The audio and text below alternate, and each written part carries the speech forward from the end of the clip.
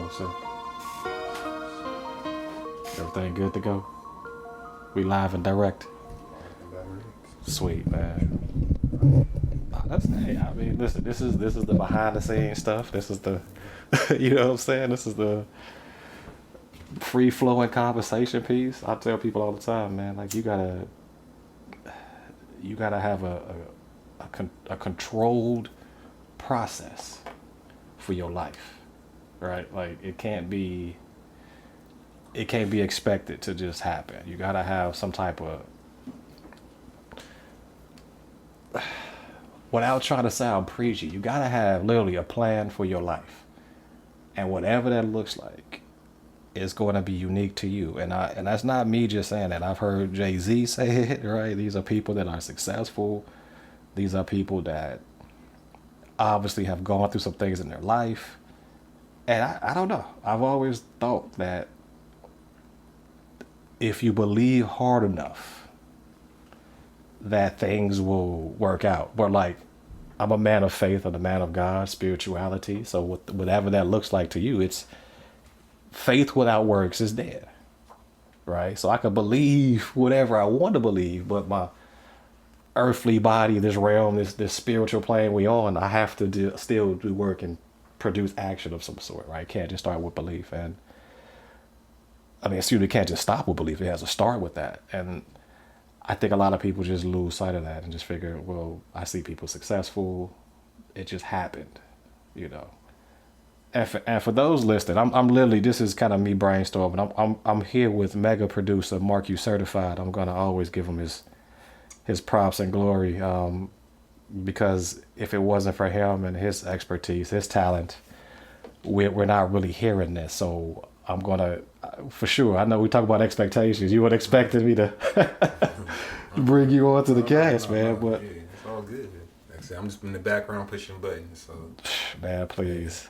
That's all I do out here. So try to make sure everything sound crispy, clear, you know, and get better with time. Absolutely. And so what would you say that plan? That plan. That's my plan in my life. So it's not going to pertain to your goals and whatnot. So it might, but you know, my plan is my plan and your plan is your plan. Yeah. So. And it's nice when a plan can come together, especially two different plans, and now we got one alignment, which is, like I said, you're able to walk in your gifts, which is, like I said, everything that you're hearing, you will hear, is going through this man here, and it's been a blessing and an honor to even see that journey. You know what I'm saying? So thank you, first of all. It's a pleasure. I say thank you. Hey, again, without you, there would be no me. So thank you. Ubuntu. We are. Was it I am because we are? Exactly. Oh yeah. Yeah. So I want to see it. When you win, I win. So that's the way mindset I have. So no, that's fair. That's fair. No, man, thank you for that, because that's what we're talking about. We're talking about mindset, and so expectations. I really want to talk about that today, and I know you didn't expect to have to say anything on here, but you know, you can chime in how you want, and if you want to. I've really thought about this podcast and this opportunity to just speak out to whoever's going to listen to this. Now, it's not, once again, I told you before, this is not for me. This is almost reflection for me, but hopefully it can help anybody who's listening that might be going through similar things, or just if any of this resonates with you, then by all means, you know, continue to listen in and follow. But for whatever reason, if it's, you know, things that I might discuss, or, you know, people that might come on here that, you know, things we discuss that's a little bit maybe too risque for you, it's understandable. There's never any judgment. But before I get into it, I always want to at least let people know who they're getting, especially when it comes to information, because I think nowadays there's information coming from all different sources, and people without background information or without context. And for me, I'm in the mindset of do no harm, and that means myself as well as anybody who, like I said, who listens to this or who resonates with this. My goal for this is to put out pure information, that's through lived experience, through some of my certifications and my information that I've accumulated over my life. I don't never think I'm better than anybody at all, but I know that without information and the application of information, then I wouldn't be able to be where I'm at in my own life. And so this is almost like my own personal give back, but also in a fun, organic way. So with that being said, I want you guys to know who you're really getting so you can decide if this is the podcast for you or if this is, one of those fly by night things. But I hope after you listen here, you get a better understanding of who I am as a person and maybe some of the value that I hope to provide as we do this. So, Mark, you know my story, so this might be a little redundant, but I need a refresher. Can you please a refresher for me? Because I want to hear it again. No, fair, man, and thank you, because it's hard to talk about yourself. And I think that's one thing, even just on the podcast, like even getting it out, it always feels surreal because it's like you don't want to be boastful and bragful. It's like, this is about you. So this is reason for a podcast. So Fair. No, fair. No, thank you, man, and indulge us here. So for me, I didn't grow up obviously at this level that we're at right now with this stage in my life. I was born and raised in the 1980s in Chicago, south side of Chicago, and not to brag on my hometown, but I really feel like it was one of the best places to grow up. Maybe not the best situation that I was in, but I still, to this day, I really feel like growing up the way I did, maybe I'm able to have these different perspectives and understandings. And so, I grew up in the 80s in Chicago, single mom, shout out Catherine, definitely wouldn't be here without you. She did the best she could to really just give me an opportunity to do something with my life.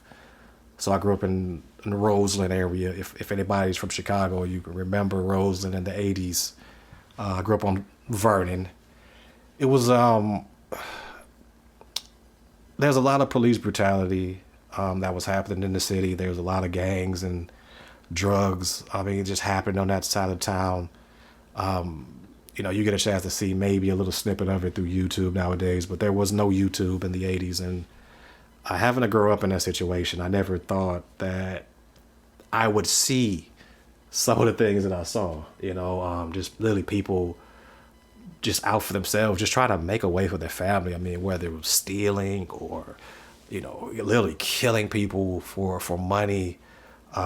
Just thank God I didn't see a lot of that, but I was around a lot of, some of those ACEs, as they call it, those adverse childhood experiences that, I mean, for anybody born in traumatic times or going through trauma, you can hold on to a lot of that in your body and a lot of that in your mind.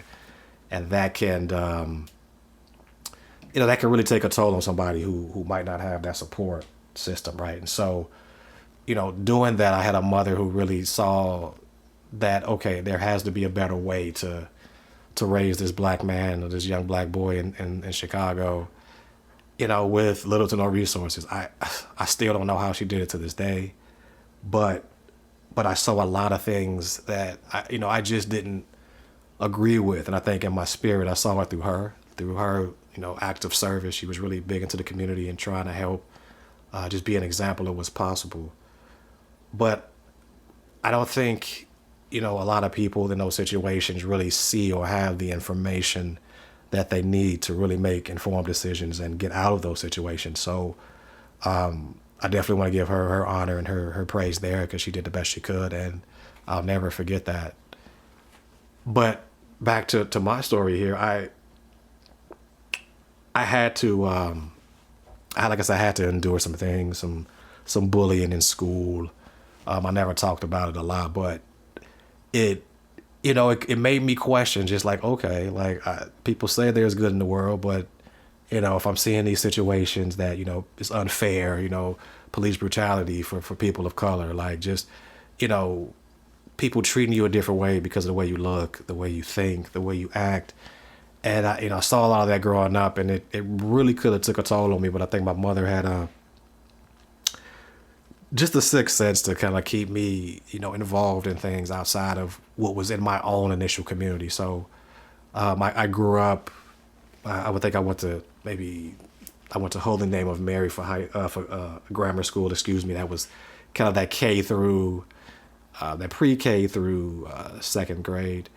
And I'll never forget, I had a teacher, Miss Threet, Shout out to the Three family. They give you these questionnaires at 5 years old, and I don't know if you guys can remember that if you go out through school and on Western culture, they give you these questionnaires, and now that I'm thinking back on it now, I think it was just bogus stuff.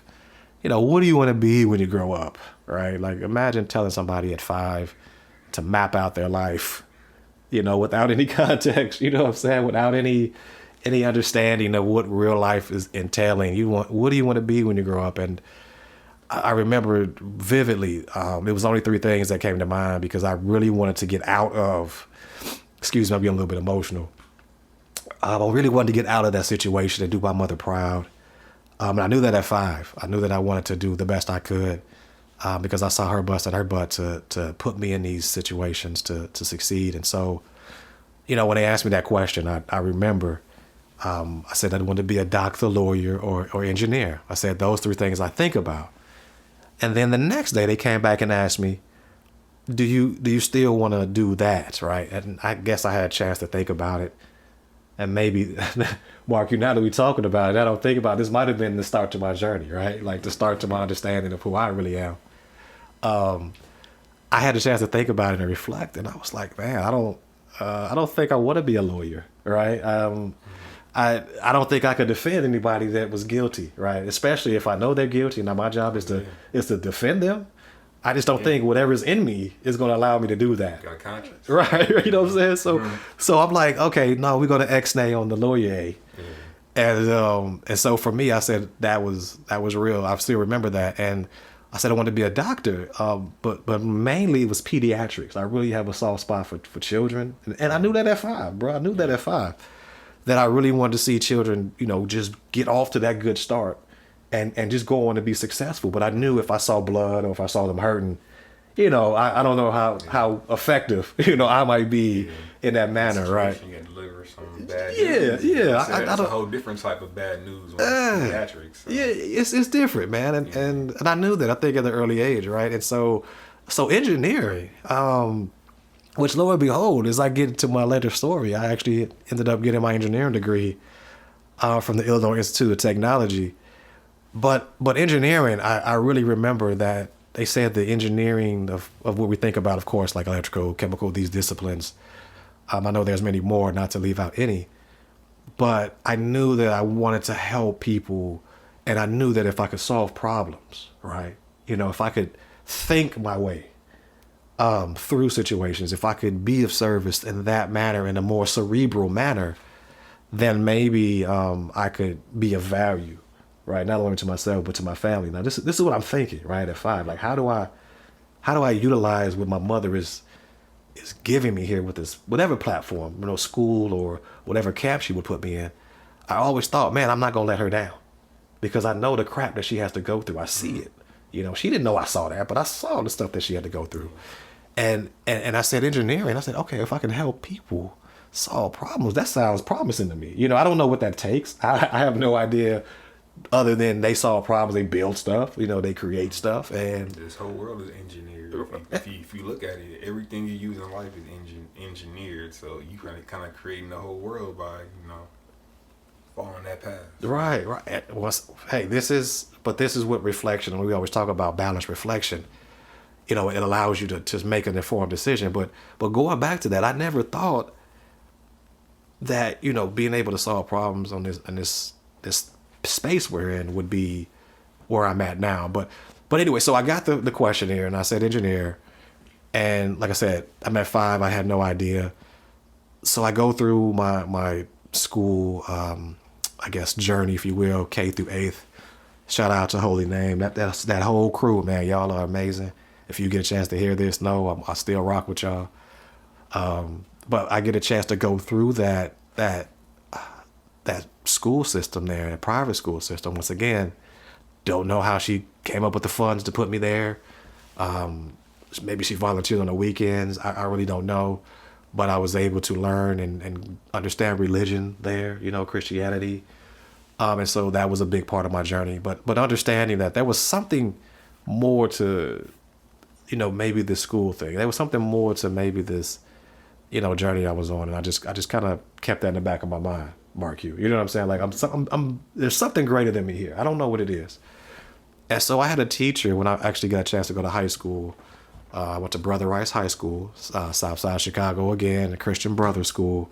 Once again, a private school. Now, not against the public school system, not against any learning situation, but in Chicago, the public school systems, there were some schools that were okay, and there were a lot of schools that were not okay.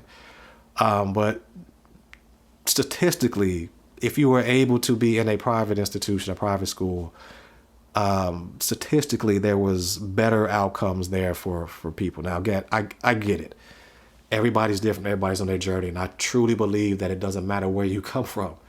You can succeed and be successful with how you utilize your resources. And I never want to put anybody down, but I was able to go to a private institution there, and I learned literally math and science, man. I just took a shine into it. Like, for whatever reason, I could do numbers really well. And I remember Mr. Petrus, man, my math teacher. Shout out, man, if you're out there. This was in high school. He was my geometry teacher, and he just said, "Man, you really have an interesting way of processing numbers. You know, have you ever thought about, maybe being a mathematician or going into, like engineering? Really? You know what I'm saying? Like, this ain't, it's a white man. He don't owe me anything at this point. He's just there to teach, and he's just like, hey, have you ever thought about that? And I'm like, whoa, no, I have never thought about that. And that little question sparked my interest. And what does engineering really do? What is math and science? What can that really do for me? And I think it was literally that question that started me down this journey, right? That I'm on now, still on. And that's the power, really, man, of just information. And that's why, doing this podcast to me, honestly, it's an honor, it's a privilege, and I don't take it lightly. And so getting back to the story, he was like, man, there's this camp coming up. It was like a summer learning camp, our early identification program at Illinois Institute of Technology, where they would take kids, that were interested in, in engineering, and especially coming from, lower income situations or people where they couldn't afford to send their kid to college. It was a kind of like an outreach program, and I got hip to that, and I had a chance, honestly, to go my junior year and spend a summer on college campus, right? And they paid for me to go there, and I actually took a college course. So yeah, I was getting exposed to different things on campus, and I remember it was an 8-week course, and each week we would be on campus, stay on the dorms, and each week we would take a class dedicated towards engineering. So one week would be dedicated, all the classes would be civil engineering classes, and they would, of course, tailor it to, the high school student, the juniors and seniors that are really getting ready to go to college. So they can kind of see, this is kind of a typical week, right? And they would do it over 2 months. But we would stay on campus. Like, so there were people coming from all over. I just so happened to be in the city, so it was maybe a half hour from my house. So it was cool. I could go home on the weekends or something. But it gave me that sense of independence, but also, now that I reflected on it again, it gave me a spark to realize, hey, this is fun. I'm able to be away from home. I see the value in learning about the different disciplines of engineering. Now I can decide for myself, what do I want to do? And that program really helped me decide I wanted to become an electrical engineer, right? And so that's what I did. I actually ended up getting a full ride to the Illinois Institute of Technology in 1999. After graduating, I think I was like 30th in my class, I guess, out of 400 or so, my high school class. Numbers or whatever, but what I'm saying is that never doubt where you come from. Was able to get a full ride and graduated in 2004 with my electrical engineering degree, and that's a whole nother journey. That'll be a whole other podcast, but I really want you guys to know who you're getting. Like, it's not a person that feel like they're better than anybody. I never feel that way. I just really want to help people here with just information and just understanding, and once again, knowing who you're getting and what type of person you're listening to in your ear holes, right? Like, I take that seriously. And so after graduating in 2004, I didn't know what I was going to do. It was Chicago in the in 2004, there was kind of like a recession. I don't like to use that word, but there wasn't a lot of people hiring, and especially if you didn't have any experience. And that's what I was getting in '04. There's no big internet boom like that. The .com boom had kind of just slowed down a bit, but there's not LinkedIn jobs at this point. There's not Monster.com or whatever. No affiliation here at all. But there's none of these resources that are available now to help you find a job. So I literally had to go out and push paper resumes. Get that newspaper, classified Yes. ads. Yeah. Bro, like, I mean, there's no click here to apply right now. I gotta call somebody up. Hey, are you guys interviewing? Are you even hiring people? No, you're not. Click. And I mean cold calling, just sending the resumes via email, asking people, can they make introductions? Like, this is the way, personally, I was raised. You got to go out there and make it happen, right? You got to go out there and try something, because nobody's going to come to you and ask you, do you want a job here? Do you want to work with me? So that was a bitter reality for me. Coming out of school, that didn't guarantee that you were going to be successful or even have a good look at a job. And so I said, man, what am I going to do? I talked to my mom and she was like, look, that basement's there. It's been here. You got your room, do what you got to do. I'm here for you. And I think that right there allowed me to open up a bit. And I actually started looking outside of Chicago. And that's when I saw the job at Boeing. I ended up getting a job at Boeing about 6 months after, that whole ordeal of trying to find a job. Hey, kid, no experience. But I just got out of school with this fire degree, right? I got this electrical engineering degree. What am I going to do with this? I need some experience. Okay, give me experience. This is my mindset. But at that time, once again, people are scaling back. It's 2004. They're like, I don't think we're hiring. So I took a chance. Boeing came at me and said, hey, we would love for you to come out here and out to Seattle. Bro, I had never been outside of Chicago other than like maybe a family reunion, Wisconsin Dells or something. But I'm not flying, 2,200 miles across the country. Different time zone. Bruh, a different world. You know what I'm saying? Different culture up here. Man. The Midwest up here, different culture. Different. It's nothing wrong, just different, right? And like I said, I'm just thankful I was raised the way I was raised. Once again, not to take away from anybody's journey, but for me, I had some fear and doubt in my mind of like, yo, once I get out of here, it's me, right? It's me on my own. I've never rented a place by myself. I've never been anywhere by myself. You're right. I'm 22, 23 at this point. I don't know about anybody out there that got 22-year-old or 23-year-old kids, or you're 22 or 23 listening to this. But imagine just literally uplifting yourself, uprooting everything to go for a job that you might not even like. You know what I'm saying? And so once again, that faith factor, God has a plan.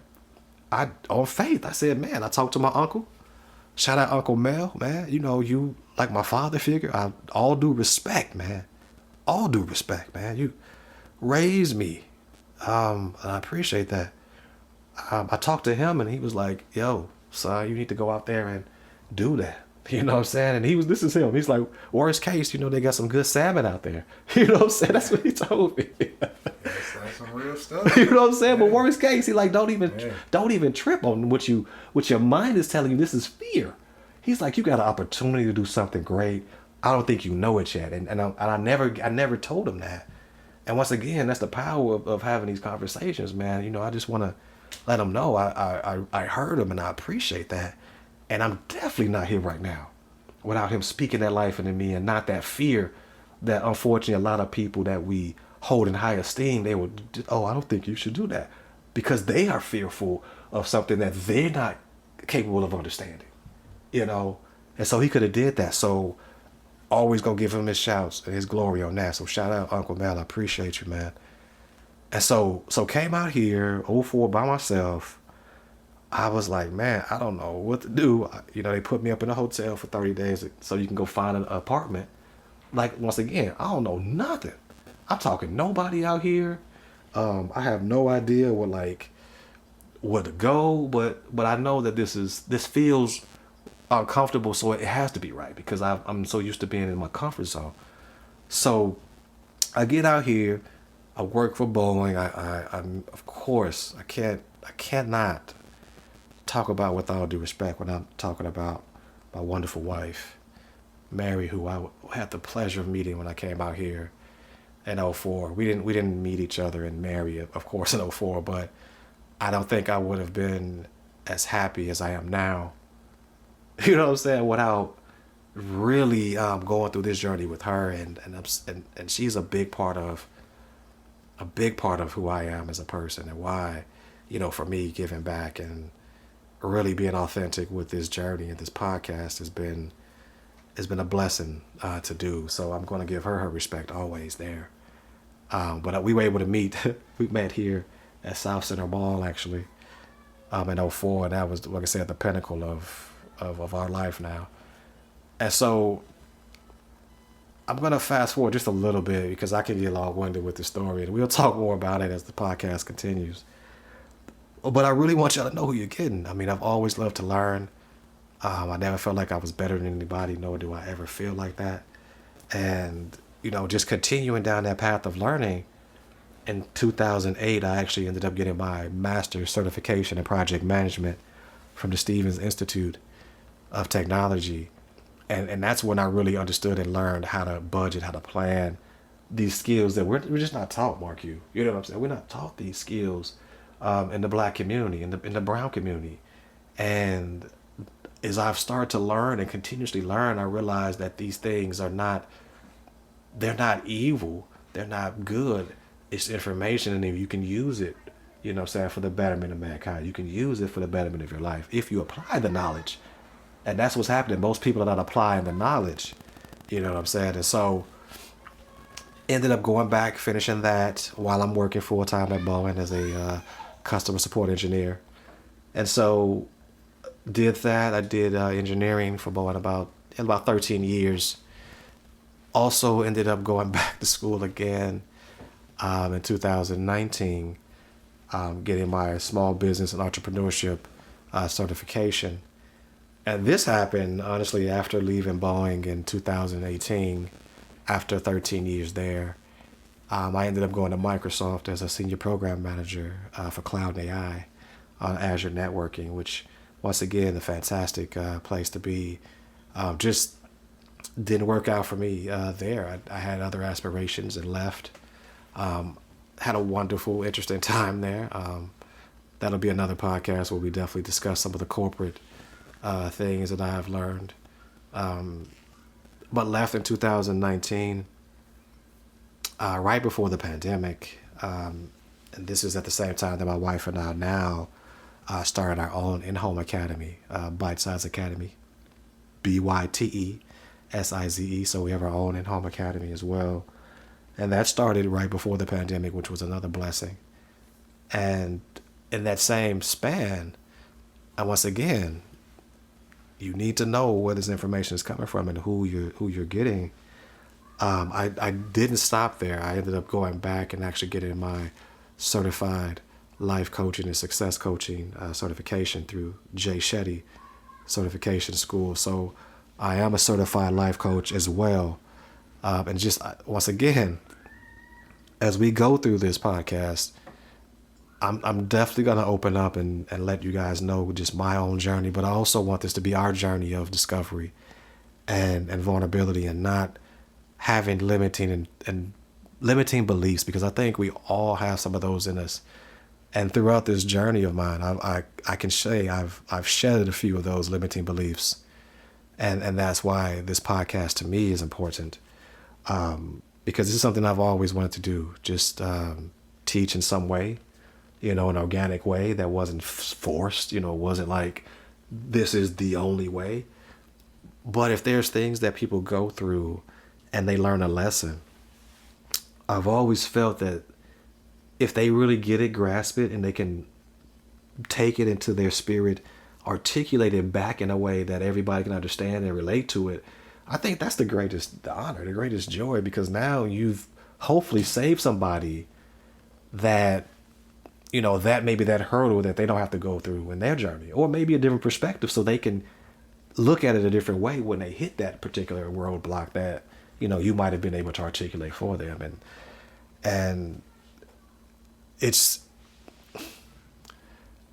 when I'm thinking about it, man, it just really takes me aback because I never, in a million years, at 5 years old, would have thought, you have this career, you meet people, of course, like yourself, Mark Q, which, once again, bro, man, like, you just don't know what God has for you. And if you don't take away anything from this, guys, like, just never doubt where you are in your life and where you can go, because there's many times through this journey, I mean, we just kind of touch at the surface, where I felt like giving up. I'm not gonna lie. I felt like, it was nobody that could understand what was going through this entire, what was going through my head. And I think we all get lost in our own thoughts if we're not able to order those steps and order that mindset.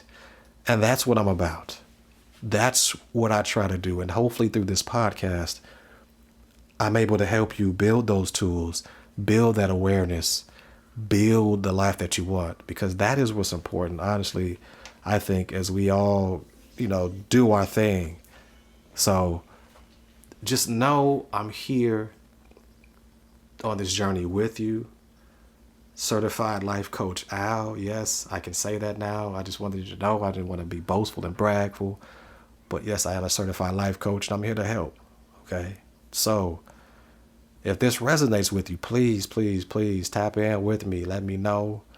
There's going to be more of these to come, but I just wanted to kind of get on here and just say a few things. And, of course, got my dude here with me, Mark Q, man, who, once again, is an amazing, amazing person, man. So thank you once again, man, for doing this. I appreciate you, man. Pleasure, man. Hey, that's it. I'm excited to be a part of the journey, so. Man, anything you want to add, man? Anything before we cut out of here? I mean, honestly, like, this is, I can't say that, I can't say enough, man, about you, bro. Because, like, once again, it takes a village, it takes a team, and people see the stuff that's happening in front of them, but we never stop to think about the things that happens in the background, right? So, man, once again, thank you, dude. Thank you. This is just the start of the next chapter of your life. So, this ain't the end of it. So that little sampler he gave y'all in the, his background, that was just a small portion of his life, and he still has more to live to add on to that. So, yeah, stick around and you'll find out. Man, thanks, bro. I appreciate you, man. I'm looking forward to this journey, man. I couldn't have picked the better part in the road with me on this, man. I appreciate you, bro. All right, y'all. With all due respect, hey, coming at you.